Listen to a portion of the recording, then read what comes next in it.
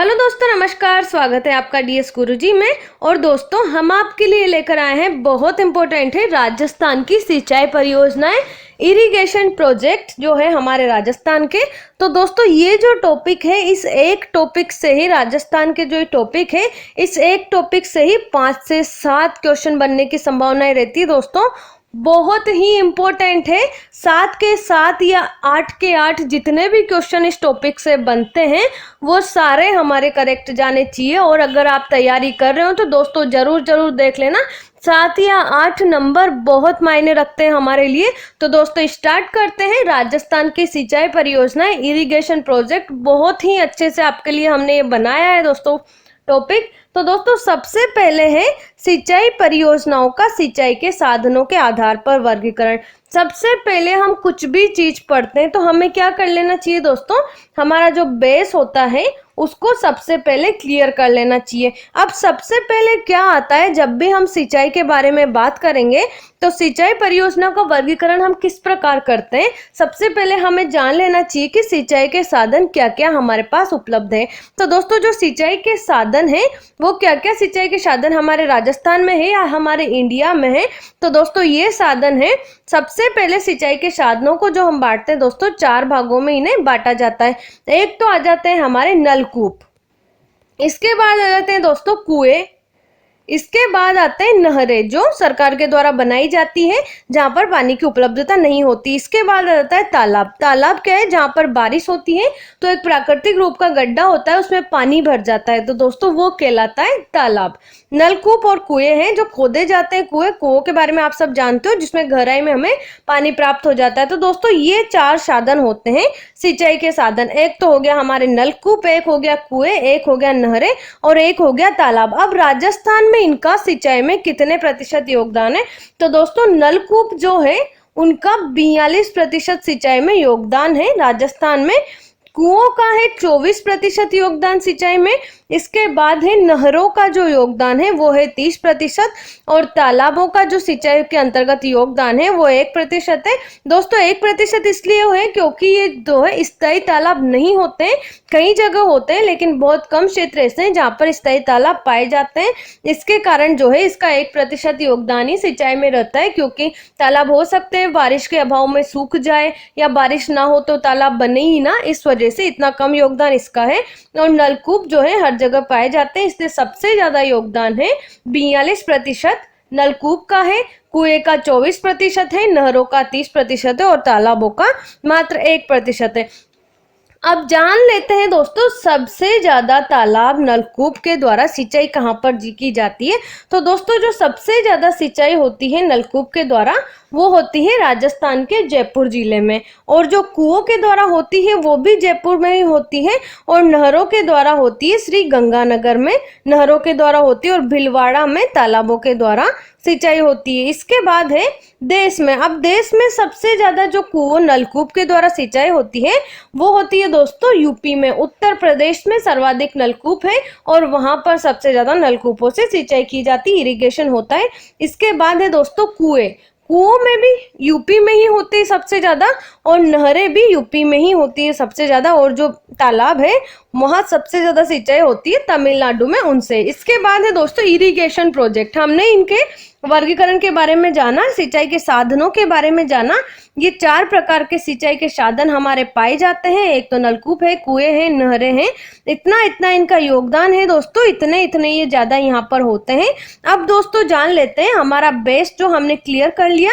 अब जानते हैं दोस्तों सिंचाई परियोजनाएं। अब सिंचाई परियोजनाओं को भी हम दोस्तों क्या है 3 भागों में विभाजित करते हैं। इसी एक ही आधार पर हम सिंचाई परियोजना को नहीं पढ़ सकते। तो सिंचाई परियोजनाओं को हमने क्या किया, क्षेत्रों के आधार पर 3 भागों में बांटा, कि 3 भागों में क्षेत्र की लंबाई के आकार के आधार पर हमने इसे बांटा है। तो सबसे पहले आती है दोस्तों लघु सिंचाई परियोजना।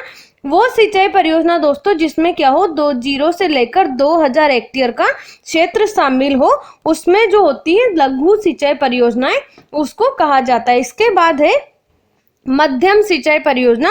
तो दोस्तों ये जो मध्यम सिंचाई परियोजना है ये 2000 से 10,000 हेक्टेयर की भूमि पर जो सिंचाई के लिए कार्य किया जाता है, परियोजना चलाई जाती है, उसे हम मध्यम सिंचाई परियोजना के रूप में जानते हैं। इसके बाद है वृहद सिंचाई परियोजना। अब दोस्तों वृहद सिंचाई परियोजना वो होती है जो 10,000 हेक्टेयर से अधिक की भूमि पर जब सिंचाई के लिए कार्य किया जाता है उसके लिए परियोजनाएं चलाई जाती है, तो दोस्तों वो वृहद सिंचाई परियोजनाओं की श्रेणी में आती है। इसके अलावा है लघु, फिर है मध्यम। तो दोस्तों 3 प्रकार की सिंचाई परियोजनाएं पाई जाती हैं। लघु होती है 0 से 2,000 हेक्टेयर, मध्यम होती है 2,000 से 10,000 हेक्टेयर और वृहद होती है 10,000 से अधिक, जैसे कि इंदिरा गांधी नहर परियोजना है ना दोस्तों, तो ये वृहद परियोजनाओं की श्रेणी में आती है इंदिरा गांधी नहर परियोजना। इसके बाद है दोस्तों अगला है हमारा, हमने जाना 3 प्रकार की सिंचाई परियोजनाएं होती है।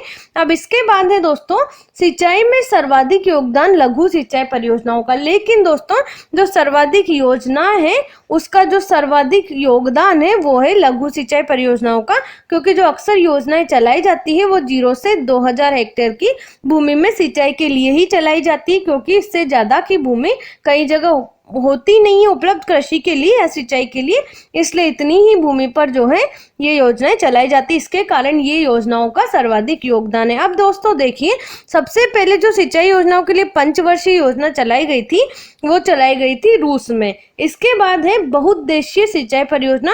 तो दोस्तों जो बहुउद्देशीय सिंचाई परियोजना चलाई गई ये पहले यूएसए में चलाई जाती थी और इसी की तर्ज पर हमारे इंडिया में भी क्या किया दोस्तों, बहुउद्देशीय सिंचाई परियोजनाएं चलाना स्टार्ट किया सरकार ने। अब इनके बारे में जानते हैं, बहुउद्देशीय सिंचाई परियोजना एक्चुअल में होती क्या है। तो दोस्तों वे योजनाएं होती है बहुउद्देशीय। अब हमें नाम से समझ में आ रहा है, बहुउद्देशीय जिनका उद्देश्य क्या हो, एक अकेला उद्देश्य ना हो, उनका उद्देश्य क्या हो, एक से अधिक उद्देश्य जिनके हो, वो होती है बहुउद्देशीय सिंचाई परियोजना। जैसे कि ये परियोजनाएं जिनका उद्देश्य 2 या 2 से अधिक हो उन्हें क्या कहते हैं दोस्तों, उन्हें बहुउद्देशीय परियोजना कहते हैं। अब देखिए, पंडित जवाहरलाल नेहरू ने बहुउद्देशीय परियोजना को आधुनिक भारत के मंदिर कहा है। जो पंडित जवाहरलाल नेहरू हैं, हमारे भारत के पूर्व प्रधानमंत्री कहो या प्रथम प्रधानमंत्री कहो जो थे पंडित जवाहरलाल नेहरू, इन्होंने जो है बहुउद्देशीय परियोजनाओं को क्या कहा है दोस्तों, आधुनिक भारत के मंदिर। तो दोस्तों सबसे पहले तो क्वेश्चन हमारा ये बन जाता है कि जवाहरलाल नेहरू ने बहुउद्देशीय परियोजनाओं को क्या कहा है। तो दोस्तों उन्होंने आधुनिक भारत के मंदिर कहा है। अब इसके बाद है सबसे पहली जो हमारी बहुउद्देशीय परियोजना चलाई गई वो थी दोस्तों दामोदर घाटी परियोजना, जिसका शुभारंभ था दोस्तों 1948 में किया गया। और दोस्तों ये जो परियोजना है ये देश की प्रथम बहुउद्देशीय परियोजना थी। इसके बाद है दोस्तों गंग नहर परियोजना, इसको बारे में आप सब जानते होंगे, महाराजा गंग सिंह के द्वारा ये चलाई गई थी। पानी की कमी के कारण ये परियोजना चलाई गई थी। गंग नहर परियोजना राजस्थान की प्रथम बहुउद्देशीय परियोजना है। तो दोस्तों दोनों आप ध्यान रख लेना, इंडिया की तो है दामोदर घाटी परियोजना जो 1948 में स्टार्ट की, ये हमारे भारत की प्रथम बहुउद्देशीय परियोजना है। और इसके बाद है गंग नहर परियोजना जो है दोस्तों ये राजस्थान की प्रथम बहुउद्देशीय परियोजना। अब इसके बाद है भारत की प्रथम बहुउद्देशीय परियोजनाएं कौन सी। तो दोस्तों सबसे इंपॉर्टेंट है भाखड़ा नांगल परियोजना। ये जो परियोजना है दोस्तों ये सतलज नदी से निकलने वाली, सतलज नदी पर ये बांध बना हुआ है भाखड़ा नांगल। ये बहुउद्देशीय परियोजनाओं की श्रेणी में आती है, मतलब जिनका उद्देश्य क्या हो, एक ना हो, एक से अधिक उद्देश्य हो। अब इसके बारे में जानते हैं तो दोस्तों इसकी नदी है सतलज। इसके जो सहयोग प्राप्त होता है ये होता है पंजाब, हरियाणा और राजस्थान को। तो दोस्तों हाल ही में एक एग्जाम हुआ था जिसमें पूछा भी गया था, शायद भाखड़ा नांगल का नहीं पूछा गया था, नर्मदा का पूछा गया था।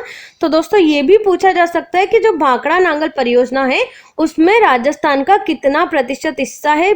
तो दोस्तों इसमें राजस्थान का जो हिस्सा है वो है 15.2% हिस्सा है।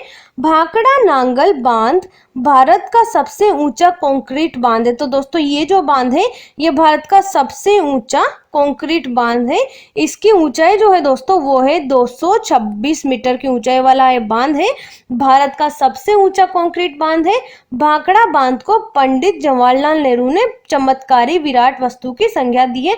जो भाखड़ा नांगल बांध है दोस्तों इसे पंडित जवाहरलाल नेहरू ने चमत्कारी विराट वस्तु की संज्ञा दी है। हनुमानगढ़ इस परियोजना द्वारा सर्वाधिक लाभान्वित होता है। जो हनुमानगढ़ राजस्थान में पड़ता है वो इस योजना के द्वारा सर्वाधिक लाभान्वित होता है। इसके बाद है भाखड़ा नांगल भारत की सबसे बड़ी बहुउद्देशीय परियोजना है। तो दोस्तों ये जो परियोजना है भाखड़ा नांगल परियोजना, ये भारत की सबसे बड़ी बहुउद्देशीय परियोजना है। ये जो दोस्तों ये इसका मैप है किस तरह से ये निकलता है, भाखड़ा नांगल से राजस्थान में पानी किस प्रकार आता है। तो दोस्तों ये गोविंद सागर हिमाचल प्रदेश तिब्बत में ये जाता है, यहाँ से विष्टहार से ये निकलता है। भाखड़ा नांगल नहर है ये, इससे राजस्थान में पानी इस प्रकार आता है। ये जो है दोस्तों ये है नांगल बांध, ये है भाखड़ा बांध, ये है तिब्बत और ये है गोविंद सागर और हिमाचल प्रदेश का। तो दोस्तों यहाँ से ये निकलता है पंजाब में है भाखड़ा बांध, पंजाब में है नांगल बांध, भाखड़ा में है हिमाचल प्रदेश में है भाखड़ा बांध और इस तरह से ये आते हैं। यहाँ पर नहर बनाई गई है बीच में, जिससे कि ये यहाँ पर भाखड़ा नहर से राजस्थान में पानी आता है। इसके बाद है दोस्तों अगला हमारा रावी व्यास परियोजना। अब इसके बाद है भाखड़ा नांगल परियोजना के बाद है रावी व्यास परियोजना। तो दोस्तों भाखड़ा जो बांध था वो सतलज नदी पर था, अब ये जो है ये है रावी व्यास नदी पर। अब इसके बारे में जानते हैं। जो इसमें से सहयोग प्राप्त होता है वो होता है दोस्तों एक तो पंजाब को और एक राजस्थान को और एक हरियाणा को, इसमें से सहयोग प्राप्त होता है। व्यास नदी पर निर्मित ये बांध है। पोंग बांध जो है हिमाचल प्रदेश में है, पड़ो बांध भी हिमाचल प्रदेश में है। और दोस्तों यहाँ पर हमारे नोट है कि शीतकाल में इंदिरा नहर में जलापूर्ति पोंग बांध से की जाती। जब शीतकाल होता है दोस्तों, जब वर्षा का अभाव रहता है, तो उस समय क्या किया जाता है दोस्तों, जो पानी की आपूर्ति की जाती है इंदिरा गांधी नहर में वो पोंग बांध से ही की जाती, जो हिमाचल प्रदेश में है। 1985 में जो है राजीव गांधी ने लोनावाला समझौता किया था और दोस्तों जो इराडी समझौता किया था 1986 में, इन दोनों योजनाओं का संबंध भी इसी परियोजना से, रावी व्यास परियोजना से। इसके बाद है चंबल बहुउद्देशीय परियोजना। इसके बाद जो तीसरी परियोजना थी बहुउद्देशीय वो थी चंबल बहुउद्देशीय परियोजना। इससे जो लाभ प्राप्त होता है, इसमें जो सहयोग है राजस्थान का 50% है और मध्य प्रदेश का भी 50-50% इनमें लाभ प्राप्त होता है दोनों को इस परियोजना से। नदी है इसकी चंबल नदी है जो हिमाचल प्रदेश में, वहां पर मध्य प्रदेश में बहती है। बांध है इसका गांधी सागर बांध है जो मंदसौर मध्य प्रदेश में पड़ता है। राणा प्रताप सागर जो चित्तौड़ में पड़ता है और जवाहर सागर जो हम कोटा डैम भी कहते हैं या कोटा बांध भी इसे कहा जाता है। जवाहर सागर ये बांध है, कोटा बैराज ये इसके बांध है। ये 4 बांध इससे बने हुए हैं चंबल बहुउद्देशीय परियोजना में। इसमें विशेष है दोस्तों जो रावतबाटा परमाणु विद्युत गृह है उसको जलापूर्ति जो होती है वो होती है राणा प्रताप सागर बांध से, और चंबल का जो पिकअप बांध है वो है जवाहर सागर। इसके अलावा जो चंबल का सिंचाई बांध है वो है कोटा बैराज, और कोटा बैराज से सिंचाई नहरें निकाली गई है। जो कोटा बैराज है उससे सिंचाई के लिए नहरें भी निकाली गई है। एक तो है बाई नगर जो कोटा व बूंदी में पड़ती, एक है दाई नगर जो कोटा बारां व मध्य प्रदेश में पड़ती है। दाई नहर 8 लिफ्ट योजनाएं बनाई गई। दाई जो नहर है उसमें 8 लिफ्ट योजनाएं बनाई गई है। अब इनके बारे में जानते हैं। दीपक गणेश आसोजा। तो दोस्तों ये ट्रिक है कि इन 8 परियोजनाओं को हम किस प्रकार से याद कर सकते हैं। 8 लिफ्ट परियोजनाएं जो है दाई नहर की, क्योंकि दोस्तों ये पूछा गया है इसलिए हमने ये ट्रिक भी आपके लिए बनाई है कि दीपक गणेश आसोजा। तो दोस्तों देखिए दीपक से बना दी से बना दीपगोद, प से बना पचेल, क से बना कचारी। दीपक पचेल दीगोद, दीपक का जो वर्ड है उससे बना दीगोद, पचेल और कचारी। इसके बाद है गणेश। गणेश से बनता है दोस्तों गणेशगंज। इसके बाद है आ से बना अंता लिफ्ट नहर स्कीम। इसके बाद है अंता लिफ्ट माइनर। इसके बाद है सोरखंड जो 12 में है। इसके बाद है जालीपुरा। तो दोस्तों दीगोद, पचेल, कचारी, गणेशगंज, अंता लिफ्ट नहर स्कीम, अंत लिफ्ट माइनर और सोरखंड और जालीपुरा, ये 8 लिफ्ट परियोजनाएं इस दाई नहर से बनाई गई है। अब इसके बाद है दोस्तों अगली जो हमारी है वो है चंबल परियोजना में विद्युत उत्पादन कितना होता है। तो दोस्तों जो गांधी सागर है उसमें 23.5 बराबर कितने होते हैं दोस्तों, 5 इसके भाग है और 115 मेगावाट इससे विद्युत प्राप्त होता है। राणा प्रताप सागर से 43.4 की 4 श्रेणियां इसमें लगाई गई है और इससे 172 मेगावाट बिजली प्राप्त होती है। इसके बाद है जवाहर सागर बांध से 33.99 मेगावाट विद्युत इससे प्राप्त होता है। इसके बाद है माही बजाज सागर परियोजना, इसका जो सहयोग है वो राजस्थान को तो होता है 45% और जो गुजरात है उसको होता है 55%। तो दोस्तों पूछा गया था ये कि जो माही बजाज सागर परियोजना है उसमें राजस्थान का कितने प्रतिशत हिस्सा है, तो दोस्तों 45% राजस्थान का हिस्सा है इसमें।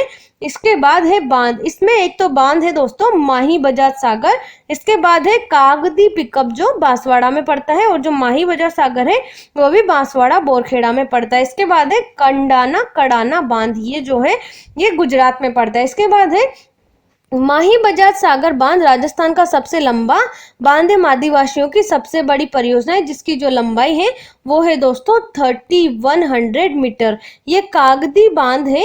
माही का पिकअप बांध जो है वो कागदी बांध है, बांसवाड़ा में पड़ता है। कड़ाना बांध माही परियोजनाओं का गुजरात से बना हुआ बांध है।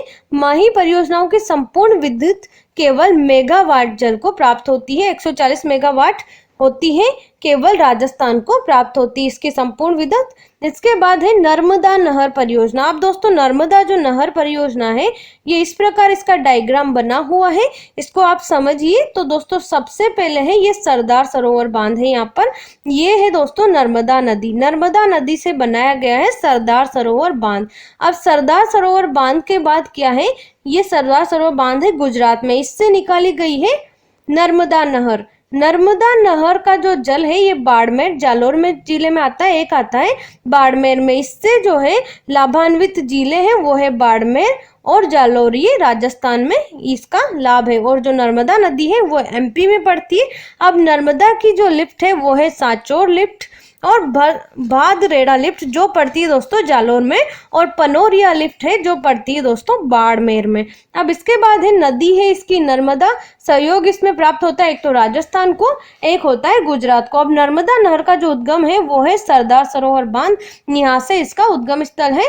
इसके बाद है राजस्थान में जो लाभान्वित जिले हैं वो है बाड़मेर और जालोर, लेकिन जालोर को जो है सर्वाधिक लाभ इसमें प्राप्त होता है। इसके बाद है सिंचाई पद्धति, बूंद बूंद सिंचाई पद्धति इसमें अपनाई गई है, स्प्रिंकलर और फव्वारा पद्धति इसमें अपनाई गई है। इसके बाद है दोस्तों यमुना गुड़गांव नहर परियोजना। यमुना गुड़गांव जो नहर परियोजना है इसकी नदी है दोस्तों यमुना, सहयोग इसमें हरियाणा राजस्थान को प्राप्त होता है और इसमें जो लाभान्वित जिला है वो है जिला। तो दोस्तों ये जो योजना है इसमें पूछा जा सकता है कि राजस्थान में कौन से जिले को इस योजना में लाभ प्राप्त होता है, तो दोस्तों वो जिला है भरतपुर। फिर इसके बाद है भरतपुर नहर परियोजना, इसकी नदी यमुना है, सहयोग यूपी व राजस्थान को प्राप्त होता है और लाभान्वित जिला इसमें भी है भरतपुर। इसके बाद है दोस्तों राजीव गांधी सिद्धमुख परियोजना, इसका निर्माण जो हुआ था दोस्तों वो हुआ था 1989 से 2002 के बीच इसका निर्माण चला। इसके बाद है दूसरे परमाणु परीक्षण 1998 के बाद इस परियोजना में यूरोपियन संघ आर्थिक सहयोग देना शुरू कर दिया, सहयोग ने आर्थिक वो सहयोग देना वो बंद कर दिया था, उसके बाद नाबार्ड द्वारा इसे शुरू किया गया था। तो दोस्तों ये जो परियोजना है ये इस प्रकार चली है, राजीव गांधी सिद्धमुख परियोजना। नदी सतलज है, इसकी सहयोग नाबार्ड से इसे प्राप्त हुआ और लाभान्वित जिले जो है इसमें एक तो है हनुमानगढ़, नौहर, भादरा और चूरू है जिला, इसको लाभ प्राप्त होता है इस परियोजना। इसके बाद है गंग नहर परियोजना, इसके निर्माता महाराजा गंग सिंह है, आधुनिक भारत के भागीरथ इन्हें कहा जाता है। अब इसका निर्माण काल था दोस्तों 1927 में इस नहर का निर्माण कार्य चला। नदी है इसकी सतलज से ये निकाली गई है। सर्वाधिक लाभान्वित जिला है श्री गंगानगर जहाँ पर यह नहर पड़ती है। इसकी लिफ्ट नहर है करनी, लालगढ़, समीजा और लाई और नारायणी, इसकी लिफ्ट नहर है। नोट है विश्व की प्रधान पक्की नहर है, ये विश्व की प्रधान प्राचीन पक्की नहर है, सबसे पहले यही पक्की नहर बनाई गई थी विश्व में। इसके बाद है राजस्थान की प्रथम बहुउद्देशीय परियोजना है ये। गंग नहर का उद्गम हुसैनी वाला पंजाब से होता है। इसके बाद है दोस्तों इंदिरा गांधी नहर परियोजना, इसका जो कुल सिंचित क्षेत्र है दोस्तों वो है 16.06 लाख हेक्टेयर, इसीलिए ये वृहद परियोजनाओं की श्रेणी में आता है दोस्तों। अब देखिए इंदिरा गांधी जो नहर परियोजना है वो किस प्रकार से निकाली गई है। तो दोस्तों ये जो परियोजना है ये निकाली गई है हरिके बैराज से, जो पंजाब में पड़ता है। यहाँ पर पंजाब के फिरोजपुर में हरिके बैराज से ये निकाली गई है। इसके बाद आ जाती है ये गंगानगर में, गंगानगर के बाद जालोर में, जालोर से ये 256 किलोमीटर के बाद मोहनगढ़ से ये आ जाती है भाडा रोड बाड़मेर में इसका 0 पॉइंट है, यहाँ पर ये समाप्त हो जाती है। ये है दोस्तों इंदिरा गांधी नहर परियोजना, इस तरह से ये चलाई गई है। अब इसका जो उद्घाटन हुआ था वो हुआ था दोस्तों 31 मार्च 1958 को। इसके निर्माता थे कंवर सेन के द्वारा ही। और दोस्तों ये जो नहर है बहुत इंपॉर्टेंट है, इसी से 3 क्वेश्चन तो बन ही जाते हैं। और दोस्तों उद्गम जो इसका है हरिके बैराज सतलज और व्यास नदी के यहाँ पर इसका उद्गम है। इंदिरा गांधी जो नहर की लंबाई है वो है दोस्तों 649 किलोमीटर। अब इसका जो निर्माण हुआ दोस्तों वो ऐसे नहीं हुआ, इसका निर्माण 2 चरणों में किया गया है। इसका जो प्रथम चरण था वो था 393 किलोमीटर और जो द्वितीय चरण था वो था 256 किलोमीटर इसका द्वितीय चरण था। और वर्तमान में इंदिरा गांधी नहर की लंबाई को मोहनगढ़ से बढ़ाकर गडरा रोड तक कर दिया है।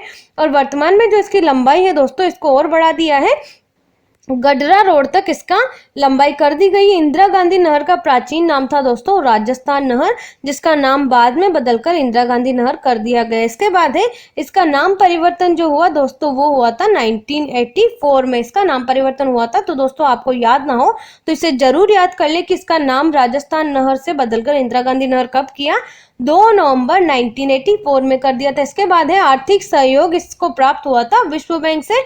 अब इंदिरा गांधी जो लिफ्ट की नहरें हैं दोस्तों वो 7 नहरें हैं, जिसमें से निर्माणाधीन है एक है बाबा रामदेव की, इसके बाद है प्रस्तावित है भैरूदान चालानी की। अब देखिए दोस्तों ये है इंदिरा गांधी नहर की लिफ्ट नहरें। 7 नहरें कौन कौन सी है, तो दोस्तों सबसे पहले कंवर सेन है जो बीकानेर व गंगानगर में पड़ती है, यहाँ पर 2 है। इसके बाद है चौधरी कुंभाराम बी, एक तो है बीनू हनु चूरू और हनुमानगढ़ चूरू और झुंझुनू। इसके बाद है नहरें हैं एक तो तेजाजी जो है बीकानेर में, इसके बाद है पन्ना लाल दारूपाल बीकानेर प्लस नागौर में ये नहरें पड़ती है। इसके बाद है करणी सिंह जो बीकानेर व जोधपुर में, और इसके बाद है गुरु जाम्भेसर जी बीकानेर जोधपुर जैसलमेर में। इसके बाद है जय नारायण व्यास नहर है दोस्तों जैसलमेर व जोधपुर में। इसके बाद है गडरा रोड नहर जो बाड़मेर में पड़ती है। ये नहरें इस प्रकार इसमें पड़ती है। इसके बाद है दोस्तों इंदिरा गांधी नहर के बाईं ओर का धरातल ऊंचा होने के कारण लिफ्ट नहरें जो हैं वो दाईं और बाईं ओर निकाली गई है। तो दोस्तों ये भी आपको ध्यान रखना है कि जो इंदिरा गांधी नहर के बाईं ओर का धरातल है वो ऊंचा है, इसके कारण जो लिफ्ट नहरें हैं वो बाईं ओर निकाली गई है। इसके बाद है दोस्तों कंवर सेन लिफ्ट नहर। ये जो लिफ्ट नहर थी दोस्तों ये इंदिरा गांधी नहर की जो है सबसे फर्स्ट लिफ्ट नहर थी कंवर सेन लिफ्ट नहर। इसके बाद है ये सबसे लंबी लिफ्ट नहर है चौधरी कुंभाराम लिफ्ट नहर। ये सर्वाधिक जिलों में विस्तृत लिफ्ट नहर है इंदिरा गांधी नहर में। वीर तेजाजी केवल बीकानेर जिले में ये विस्तृत है।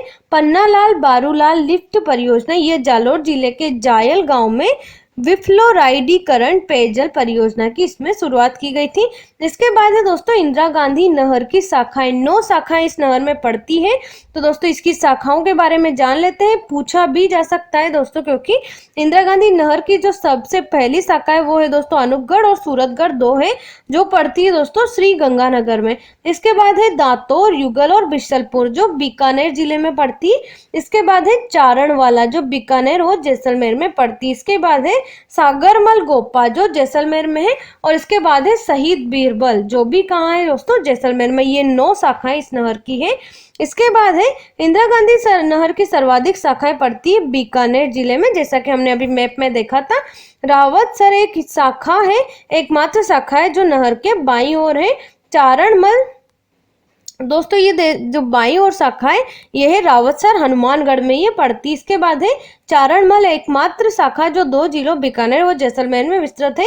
इंदिरा गांधी नहर लिफ्ट परियोजना लिफ्ट नहर एवं शाखाओं द्वारा सर्वाधिक बीकानेर में सिंचाई होती है। इंदिरा गांधी नहर का प्रभाव, अब इसका प्रभाव क्या पड़ा, तो दोस्तों इससे लाभ हुए, सिंचाई हमें मिल गया, पेयजल मिल गया, पशुधन की बढ़ोतरी हुई, कृषि विकास हुआ और मरु रोकथाम हुई। इसके बाद है जो मरुस्थलीय जैव विविधता है उसको नुकसान हुआ। इससे क्या है, नहरें पानी मिल गया तो मरुस्थलीय जो जैव विविधता थी उसको नुकसान हुआ। सेम जल भराव की समस्या सबसे ज्यादा हुई। इसमें क्या होता है दोस्तों, जो जल भराव होता है वहां पर ये समस्या उत्पन्न हो जाती है और जो लवणीय भूमि का इसमें विस्तार हुआ है।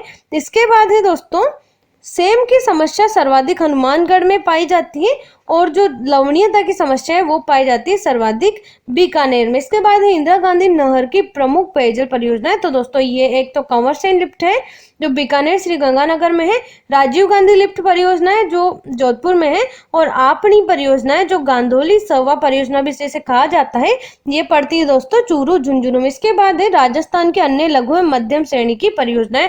तो दोस्तों ये परियोजना है एक तो मोरेल बांध परियोजना है जो दौसा में है, इंदिरा गांधी लिफ्ट सिंचाई परियोजना है जो सवाई माधोपुर में है, ईसरदा सिंचाई परियोजना है जो बनास नदी पर सवाई माधोपुर में पड़ती है, और जो दोस्तों ये परियोजना है ये पड़ती है दोस्तों झालावाड़ में। पीपला चोली सिंचाई परियोजना, छापी सिंचाई परियोजना, काली सींध परियोजना और भीम सागर परियोजना। जो गागरी परियोजना है वो भी झालावाड़ में पड़ती है और जो रेवा है वो भी झालावाड़ में पड़ती है। इसके बाद पड़ती है दोस्तों कोटा में, एक तो पड़ती है बैंथली, 12 में पड़ती है दोस्तों। ये 4 परियोजनाएं 12 में पड़ती है। बैंथली सिंचाई परियोजना, इसके अलावा लासी है, परवन है और विलास है, ये सब परियोजनाएं 12 जिले में पड़ती है। इसके बाद है विलास सिंचाई परियोजना, ये है दोस्तों कोटा में पड़ती है ये परियोजनाएं। एक तो है तकली, एक है सावन भादो, इसके बाद है हरिश्चंद और एक है गोपालपुरा, और दोस्तों एक परियोजना है आलनिया परियोजना जो भी कोटा में ही पड़ती है। इसके बाद है दोस्तों गोपालपुरा, ये जो परियोजना है दोस्तों ये पड़ती है दौसा में। गोपालपुरा, रेडियो सागर, माधो सागर और झिलमिली परियोजना और चिरीमिरी परियोजना ये पड़ती है दौसा में। इसके बाद है बूंदी जिले में जो पड़ती है, एक तो है मेज बांध, एक है चाकण बांध और एक है गरदड़ा बांध। जो गरदड़ा परियोजना है ये सब बूंदी में पड़ती है। इसके बाद है औरई बांध परियोजना, सोमकादर, और ये दोनों जो परियोजना है औरई पड़ती है चित्तौड़गढ़ में और सोमकादर और मानसी वाकल जो उदयपुर में पड़ती है। इसके बाद है डूंगरपुर में पड़ती है 2 परियोजना, एक तो सोम कमला अम्बा परियोजना और एक है भीखाबाई सागवाड़ा परियोजना जिसे माही भी कहा जाता है। इसके बाद है सूकड़ी सेलवाड़ा, सूकली नदी भी जिसे कहा जाता है, और है बाकली बांध परियोजना, ये पड़ती है जालोर जिले में, और पार्वती बांध परियोजना पड़ती है धौलपुर में, अन्ना सिंचाई परियोजना बांसवाड़ा में और नारायण सागर परियोजना पड़ती है अजमेर में। इसके बाद है गागरीन परियोजना झालावाड़ में, रेवा परियोजना भी झालावाड़ में, आलनिया परियोजना कोटा में, और माधव सागर बांध जो परियोजना है वो है दौसा में, और टोड़डी सागर बांध जो है वो पड़ता है टोंक में। तो दोस्तों ये थी हमारे इरिगेशन प्रोजेक्ट्स, हमारी सिंचाई परियोजनाएं, हमारे सिंचाई के साधन कौन कौन से, सिंचाई की परियोजनाओं को किस आधार पर किन किन श्रेणियों में बांटा गया है, ये सब हमने आज जाना। तो दोस्तों आज के वीडियो लेक्चर में इतना ही। बाकी जानकारी के लिए आप DS गुरुजी के साथ जुड़े रहें। अगर आपको ये वीडियो अच्छा लगा हो तो इसे लाइक कीजिए, इस पर कमेंट कीजिए और अपने दोस्तों को साथ शेयर कीजिए। दोस्तों धन्यवाद देखने के लिए।